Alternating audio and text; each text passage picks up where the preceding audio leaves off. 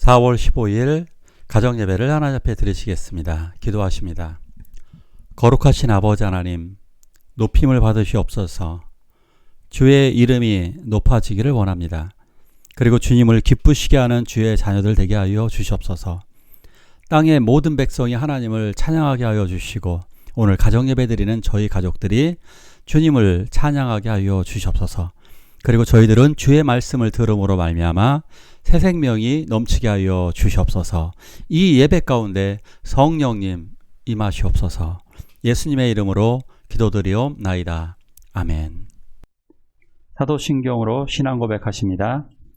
전능하사 천지를 만드신 하나님 아버지를 내가 믿사오며 그 외아들 우리 주 예수 그리스도를 믿사오니 이는 성령으로 잉태하사 동정녀 마리아에게 나시고 본디오 빌라도에게 고난받으사 십자가에 못 박혀 죽으시고 장사한 지 사흘 만에 죽은 자 가운데서 다시 살아나시며 하늘에 오르사 전능하신 하나님 우편에 앉아 계시다가 저리로서 산 자와 죽은 자를 심판하러 오시리라.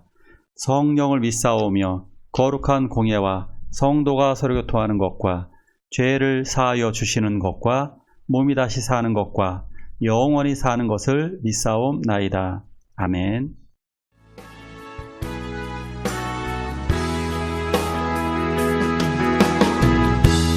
약할 때 가만 주시네 나의 보배가 되신 주 나의 모든 것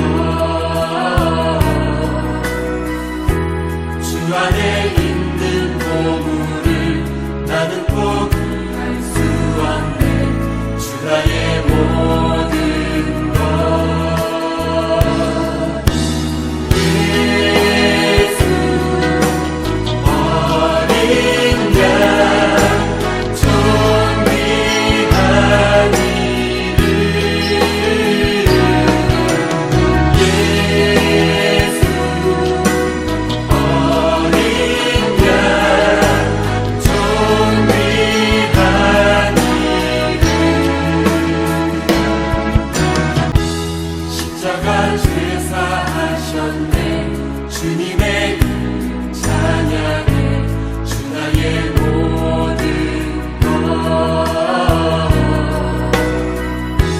쓰러진 나를 세우고 나의 긴장을 채우네 주 나의 모든 것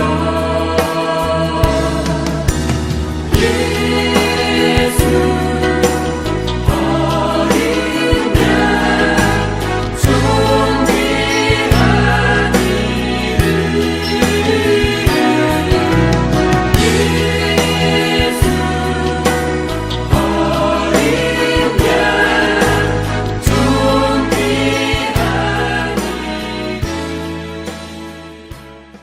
성경에서는 하나님이 작은 아들을 선택하시는 부분들이 많이 나옵니다. 예를 들어서 아브라함은 둘째 아들이었습니다. 왜 하나님은 아브라함 둘째 아들을 선택하셨을까요? 이삭은 두 번째 아들입니다. 큰 아들은 이스마엘입니다. 왜 그러셨을까요? 야곱도 두 번째 아들입니다. 그리고 오늘 성경에 나오는 주인공 에브라임도 두 번째 아들입니다. 하나님은 왜 둘째 아들을 선택하시는 걸까요? 왜 이런 차별을 하시는 걸까요? 말씀을 통해 같이 나누고자 합니다. 이스라엘은 12부족이었습니다. 야곱은 12명의 아들을 낳았습니다. 주위에서 볼 사람은 요셉입니다. 요셉과 레위를 한번 주위에서 잘 보시기 바랍니다. 요셉 분명히 있죠? 그런데 출애굽할 때 보면 요셉이 사라졌습니다. 그리고 레위도 사라졌습니다. 레위는 왜 사라졌느냐 하면 레위는 언약궤를 메야 되고 성막과 성물을 관리해야 되기 때문에 하나님의 제사를 감당하기 위해서 레위가 빠지게 되었습니다. 11조를 하나님께 드리듯이 그들은 하나님의 사람들이 된 것입니다. 자, 그러면 12명의 아들이었으니까 11가 되어야 되는데 다시 12이 되었단 말입니다. 왜 그럴까요? 바로 에브라임과 므낫세가 추가되었기 때문입니다. 에브라임과 므낫세는 요셉의 아들입니다. 그런데 요셉이 빠지고 아버지를 대신하여 에브라임과 므낫세가 들어갑니다. 그래서 레위까지 사실 13개 지파인데 조금 전에 말씀드렸던 레위가 하나님의 일들을 위해서 빠져나가서 땅을 분배받지 못하고 하나님의 일들을 감당해내게 됩니다.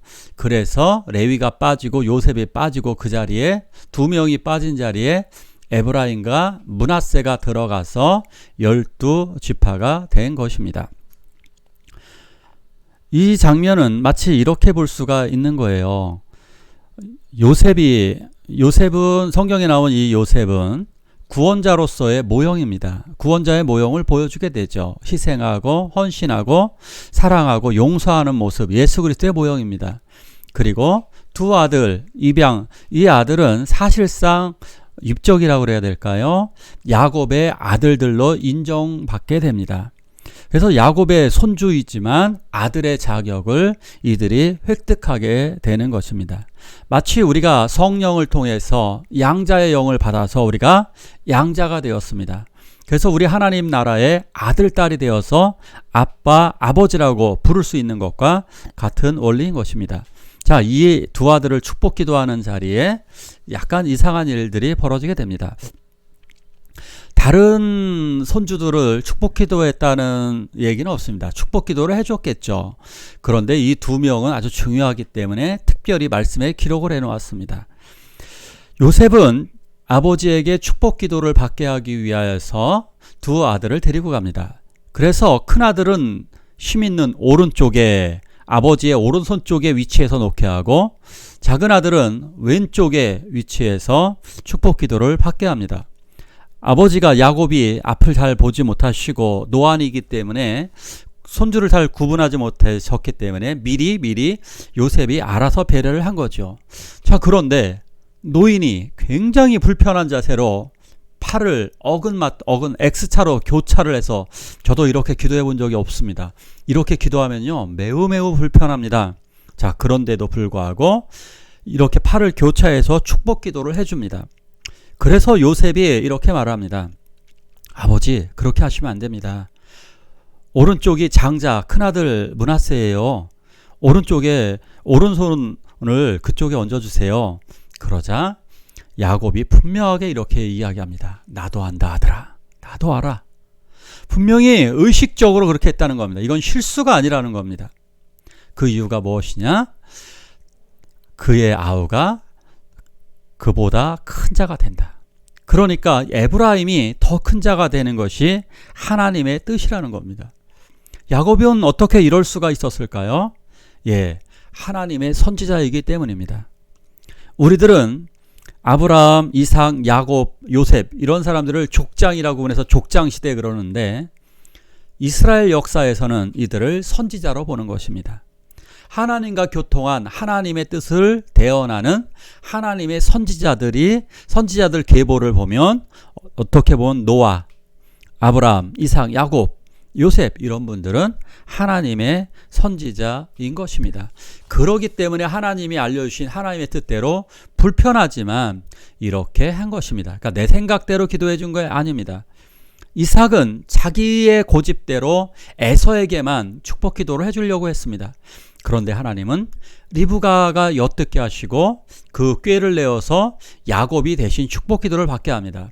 그 행동이 정당하다는 거 아닙니다. 나중에 혹독한 시련을 겪습니다.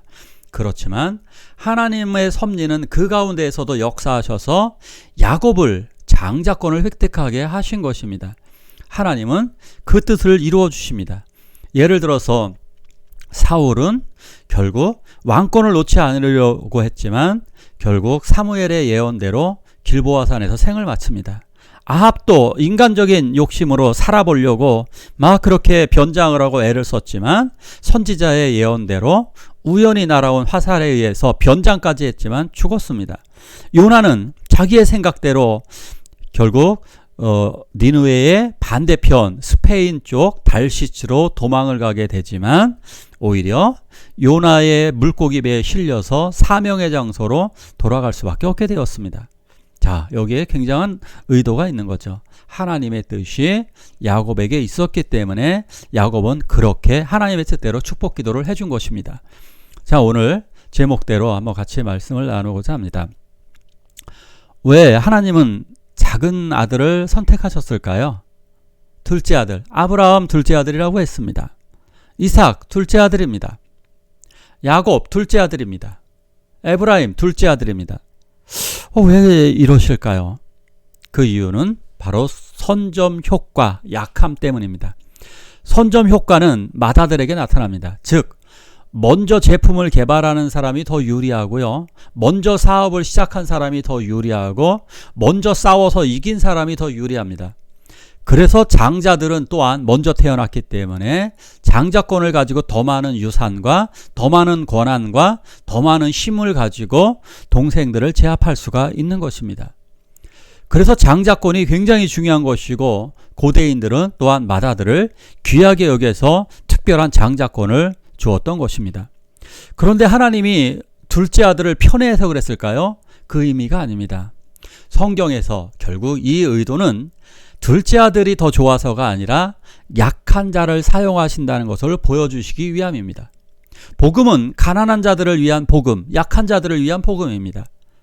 그래서 하나님은 그 약한 자들을 구원하시기 위해서 오셨고 죄인들을 구원하시기 위해서 우리들 인간이 되어지셨던 것입니다. 그러기에 이것을 기억하십시오. 약한 자들, 내가 약합니까? 내가 불쌍합니까? 내가 연약합니까? 하나님은 나를 사용하시고 나에게 은혜를 베푸시며 축복하여 주실 것입니다. 그렇기 때문에 우리 그 믿음 안에서 기도하시길 원합니다. 우리들은 약하게 큰아들 작은아들 이거 구분하는 거 아닙니다. 큰딸이다 작은딸이다 이거 구분하는 거 아닙니다. 하나님은 연약한 자를 사용하신다는 것, 이것을 보여주는 겁니다. 오늘 말씀의 포인트 여기에 있습니다. 함께 기도하실 때 우리를 주의 뜻대로 인도하시고 사용해달라고 한 목소리로 기도하시겠습니다.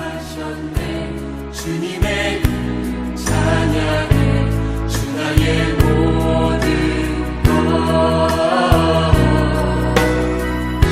쓰러진 나를 세우고 나의 긴장을 채우네 주 나의 모든 것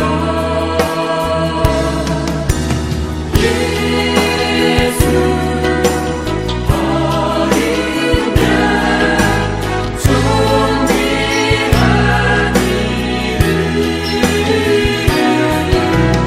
예수 어린 양 존귀한 주기도문으로 예배를 마치도록 하겠습니다.